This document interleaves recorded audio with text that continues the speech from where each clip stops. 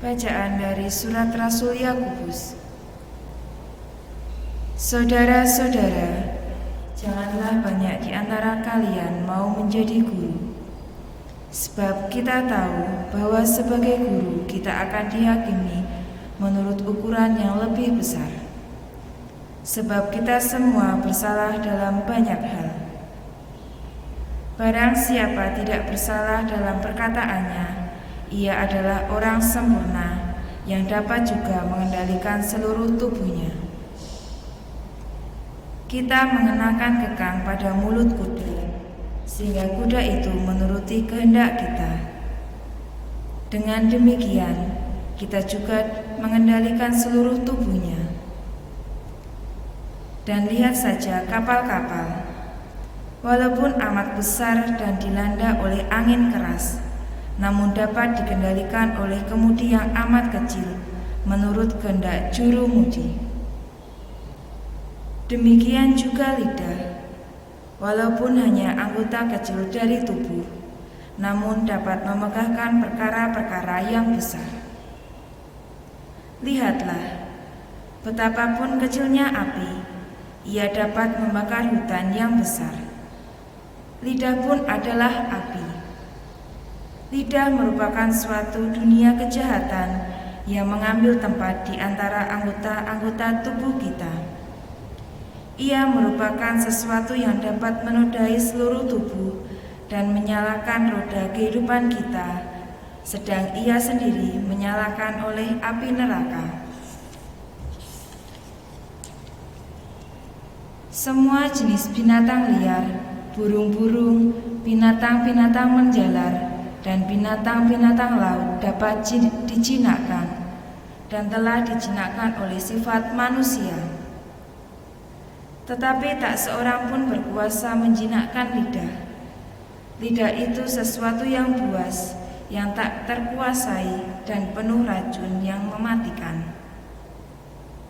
Dengan lidah kita memuji Tuhan Bapa kita, dan dengan lidah kita mengutuk manusia yang diciptakan menurut rupa Allah. Dari mulut yang satu dan sama keluarlah berkat dan kutuk. Saudara-saudara, sebenarnya hal ini tidak boleh terjadi. Demikianlah sabda Tuhan. Engkau ya Tuhan akan menjaga kami. Tolonglah ya Tuhan, sebab sudah habislah orang saleh, telah lenyaplah orang-orang setia dari antara anak-anak manusia. Orang berkata dusta satu kepada yang lain, dengan bibir manis dan hati bercabang mereka berbicara. Biarlah Tuhan mengerat segala bibir yang manis dan memotong lidah yang berbicara sombong milik orang yang berkata, dengan lidah kami menang, bibir kamilah topangan kami, siapakah dapat menguasai kami? Janji Tuhan adalah janji yang murni, bagaikan perak yang teruji, yang 7 kali dimurnikan dalam dapur peleburan. Engkau ya Tuhan akan menepatinya, Engkau akan menjaga kami senantiasa terhadap angkatan ini.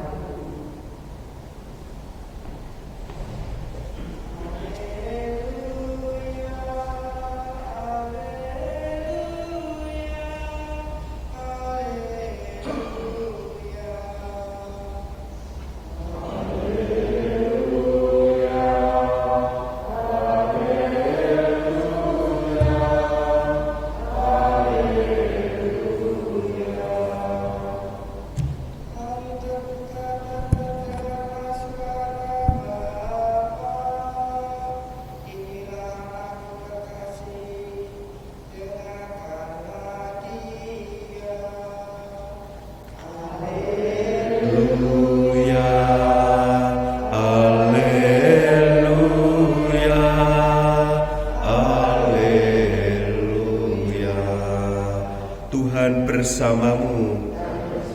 Inilah Injil Yesus Kristus menurut Markus.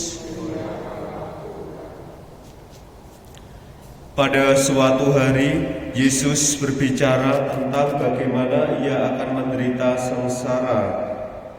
Sesudah itu, ia membawa Petrus, Yakobus, dan Yohanes, dan bersama mereka naik ke sebuah gunung yang tinggi.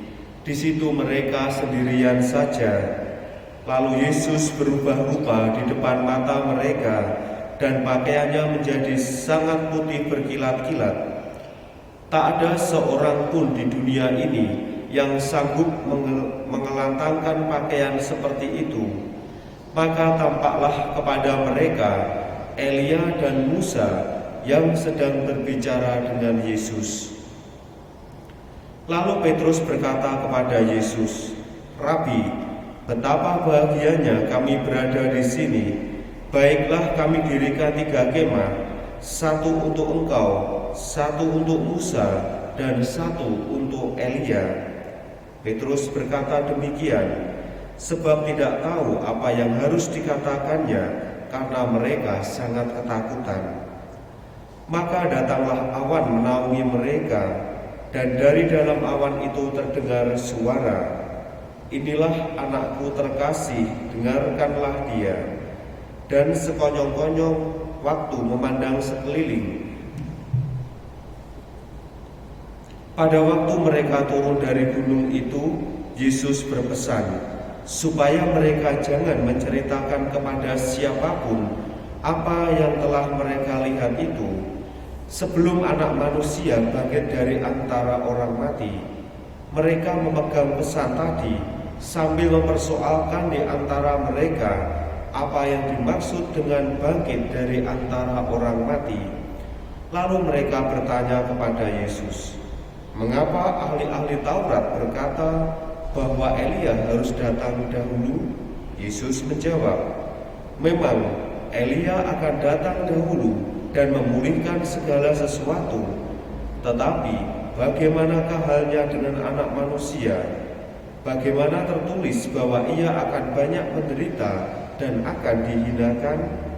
Tetapi aku berkata kepadamu, memang Elia sudah datang, dan orang memperlakukan dia menurut kehendak mereka, sesuai dengan yang tertulis tentang dia." Demikianlah sabda Tuhan.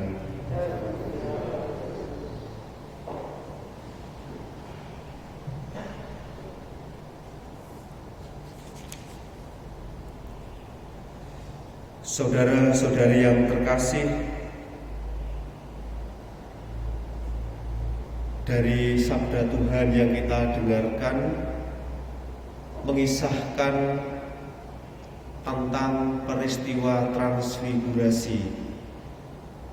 Dikisahkan bahwa Yesus berubah rupa di depan para murid dan pakaiannya menjadi sangat putih berkilat-kilat. Pengalaman transfigurasi mau mengajarkan kepada kita semua bahwa di dalam Tuhan yang ada hanyalah keabadian dan kekekalan. Pengalaman transfigurasi mengajarkan kepada kita semua tentang tujuan hidup manusia, yaitu adalah keabadian dan kehidupan kekal, bahwa di dalam Tuhan itu semua ada, di luar itu tidak ada. Pengalaman transfigurasi dihadirkan Yesus kepada para murid untuk meneguhkan hati para murid, terlebih-lebih ketika para murid harus mengalami yang namanya penderitaan, mengalami pengalaman salib, mengalami kesulitan-kesulitan. Setelah kemarin Yesus memberitahu syarat-syarat mengikutinya dan dikisahkan bagaimana Yesus akan menderita sengsara, maka Yesus mengajak para murid dengan pengalaman transfigurasi supaya hati para murid diteguhkan, dikuatkan. Jikalau mereka menghadapi situasi-situasi yang sulit, para murid tidak mudah putus asa, para murid tidak mudah kecewa, para murid tidak mudah berkecil hati.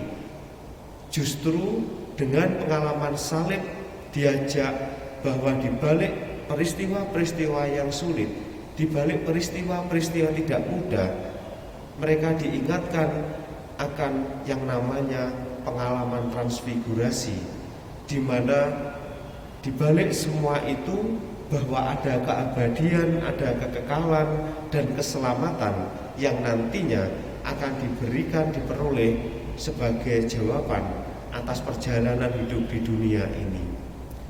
Saudara-saudari yang terkasih, pengalaman transfigurasi mengundang kita semua untuk senantiasa memiliki keyakinan bahwa ketika kita menghadapi kesulitan, ketika kita menghadapi hal-hal yang tidak mudah di dalam kehidupan ini, di dalam keseharian kita diajak untuk tetap berteguh, kita diajak untuk tetap bertekun, bahwasanya nantinya bahwa Allah sendiri yang akan memberikan keabadian, keselamatan dan kekekalan kepada kita semua. Maka yang menjadi permenungan bagi kita bersama adalah apakah kita mau senantiasa bertekun di dalam keseharian kita, ataukah kita justru tidak berani menyangkal diri dan memikul salib sebagai syarat di dalam mengikuti Tuhan kita Yesus Kristus.